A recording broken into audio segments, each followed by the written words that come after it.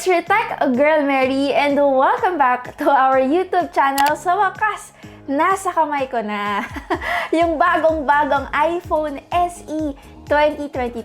If I'm not mistaken, this is the third generation already. Aside sa most requested iPad Air nyo, syempre, ayoko rin namang kalimutan itong very small, compact but powerful iPhone. Pero ang tanong, porket ba nandito sa iPhone SE na to ang the best chipset na meron tayo sa mga iPhones ngayon, dapat nyo na siyang bilhin? At sulit ba talaga siya? Let's find out. So totoo lang, ayoko nang mag-unboxing kasi yung mga iPhones ngayon, wala naman na kayong makikita kundi yung lightning cable niya. Pero sige, unbox na rin natin, mabilisan lang. The unit that we have right now for review is the Starlight iPhone SE or yung medyo white. Tinawag lang na Starlight ni Apple para, alam nyo na, unique. But yeah, it's also available in a product red and black. It's leaning towards the color white more kaysa sa silver. I'm not complaining. I like the Starlight colorway. Isa to sa mga paborito kong lumabas na kulay from the iPhone 13. Anyway, we also got, of course, the USB Type-C, USB Type-C to Lightning cable. It's not USB-A anymore. Syempre, guys, kailangan kaparehas nyo na rin yung mga Lightning cable na nakikita natin from the latest iPhones. Anyway, of course, we also got yung ating panindot. We got here the SIM tool and, of course, some paperworks and one Apple sticker. Alam nyo, as much as I want to call this new iPhone affordable, hindi ko magawang sabihin. Kasi yung mga ganitong presyo, definitely flagship level na siya ng mga Android devices, lalo na ng, of course, Xiaomi, Realme, and many more brands. Speaking of the price, yung base variant ng iPhone SE natin ngayon, which is the 64GB, retails for 28,990 pesos. And yung 128GB version naman nito retails for 31,990 pesos. And to those who want some more storage, also available in 256GB, na ang presyo naman ay 37,990 pesos. Kung pag-uusapan natin ang design ng phone na to, yes, it is indeed a very classic. Walang bago, nothing new. Diba? In English ko lang.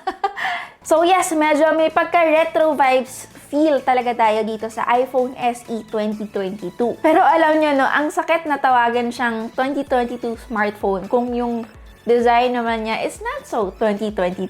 Alam kong gusto nyo ng comparison dito sa iPhone 13 mini. Sige, gawin natin yan. Pero tignan natin kung matatanggal ko yung case dahil wala si Jason lang mag-isa. Here they are side by side. Kung pagtatabihin natin sila, hindi sila masyadong nalalayo. Mas mahaba lang na tignan yung iPhone SE because of its bezels. Pero display-wise, mas malaki pa rin yung meron tayo sa iPhone 13 mini. Design pa lang tayo, may trade-offs na. Ito yung unang-una na hindi ko nagustuhan sa phone na to. I know it may be small. Ito yung mga tipo ng phone na talaga namang inaasam-asam ko sa mga releases ngayon. It still has the old iPhone 8 body na merong 4.7-inch Retina HD LCD display. Of course, glass ang front and back panel niya, but this time it uses an aerospace grade aluminum. So, kung baga sa surface, it looks very the same. More likely, yung mga iPhone SE 2 cases nyo ay magkakasya pa rin dito sa bagong iPhone SE 3. Bukod pa dito, we also got a single lens 12 megapixels sa kanyang likod and a 7 megapixels front camera. Kung mapapansin nyo rin, meron pa rin tayong home button sa kanya.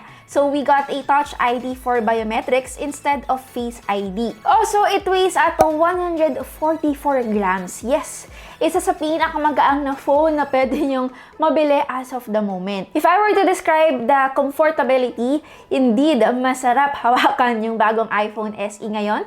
Lalo na kung isa kayo sa mga taong nagko-complain about sa sharp edges na meron tayo sa mga bagong iPhone 13. I don't think you'll have any issue when it comes to ergonomics dito sa phone na to. Ngayon, usapang display na tayo. Itong iPhone SE 2022, katulad ng sinabi ko kanina, has a 5.4-inch edge-to-edge Super Retina XDR display na merong OLED screen. Oh, by the way, I forgot to mention kanina sa inyo that this phone has an IP67 certification. Kung i-describe ko sa inyo yung naramdaman ko the past few days with this phone, hindi ako nasayahan sa display niya. Alam ko, no? Nakangiti pa rin ako pero hindi ako nasayahan kasi as much as possible, I wanna make it, seem positive kahit na hindi ako natutuwa kasi hindi na talaga ako natutuwa. Pero kung kayo ay manggagaling sa lumang iPhone 5S, then definitely you'll feel na it really is an upgrade. Kasi hindi lang ako sa liit ng display size niya nanibago, but also with the refresh rate. Ramdam ko talaga yung bagal with the scrolling and switching between applications. But then again, in terms of Apple, if you want more, you really have to pay more. Okay naman overall ang kanyang display. It looks good indoors,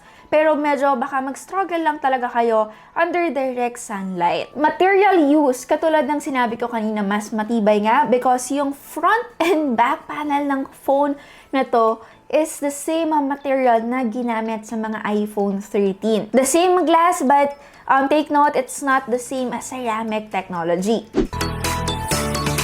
So, usapang cameras naman tayo. Pag-usapan natin gaano ba ka-capable ang performance ng phone na ito. Since this phone has the latest A15 Bionic chip, ito ulitin ko ay yung same chipset na makikita natin sa iPhone 13 series. A 12 megapixel rear camera and a 7 megapixel selfie camera is the same lenses na nakita natin sa previous iPhone SE 2020. But then since we got a new chipset and mas improved yung ating software sa kanya, then definitely may magbabago dapat sa mga photos natin. Meron ba?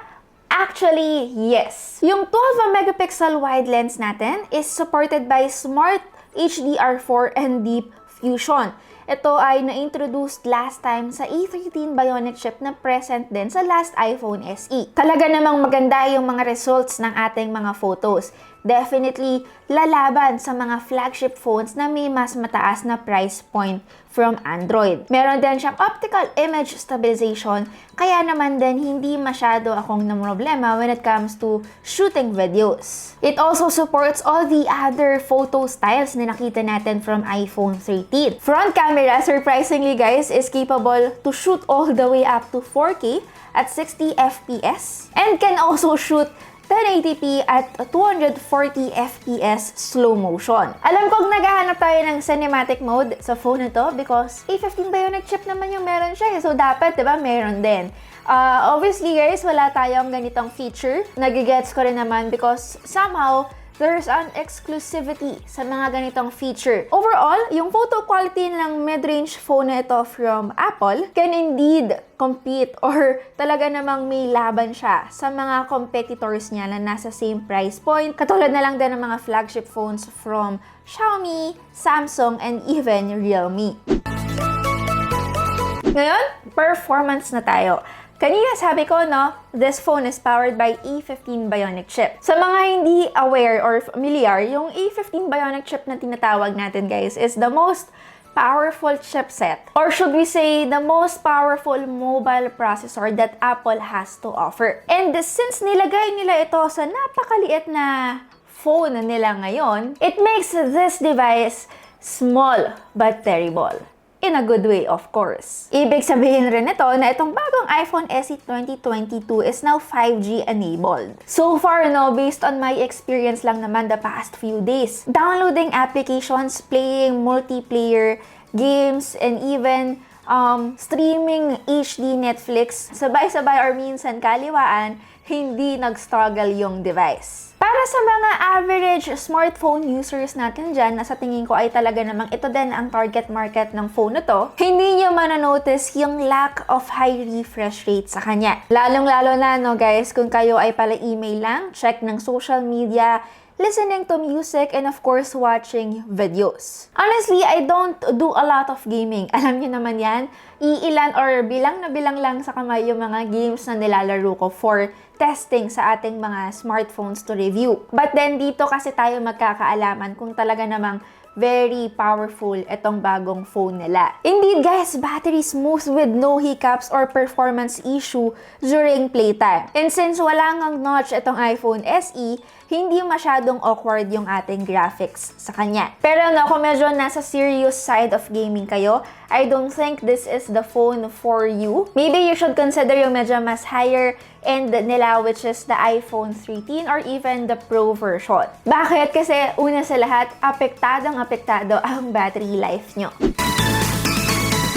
Speaking of the battery, no, tiny phone means meron din siyang small battery. Gets naman din ito because of its slim and the lightweight form factor. Pero compared sa previous generation, we now have a 2,800 mAh compared sa 1,821 mAh from the 2020 model. Isa lang masasabi ko, this new iPhone SE did not last me for the whole day. I had to charge the device at around 5 p.m. para magamit ko pa siya hanggang gabi. Which is honestly not bad, but yung mga bagong iPhones kasi, no, hindi na ako dumarating sa point na kailangan ko siyang i-charge in the middle of the day dahil ganun na nga kagaganda at optimized yung battery natin sa mga flagships nila. Sa tingin ko, no, biggest competition ng iPhone SE 2022 is yung mga kapwa phones din nila, lalong-lalo na yung bagong labas na iPhone 13 mini. Kung pag-uusapan kasi natin yung price, no, lalo na kung kukunin natin yung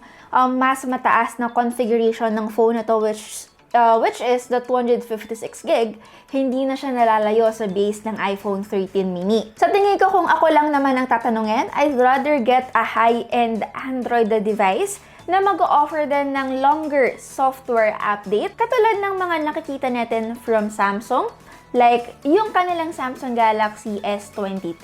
Maliit din ang device na yun, but it has a powerful chipset as well, a really great display, and a good set of cameras. Yun nga lang, hindi niya kayang i-offer sa inyo yung medyo mas optimized na software katulad na binibigay ng Apple sa atin. Don't get me wrong guys, lalo na sa ating mga Samsung fans dyan, optimized naman na ang mga flagship phones nila, but it's not Apple level yet.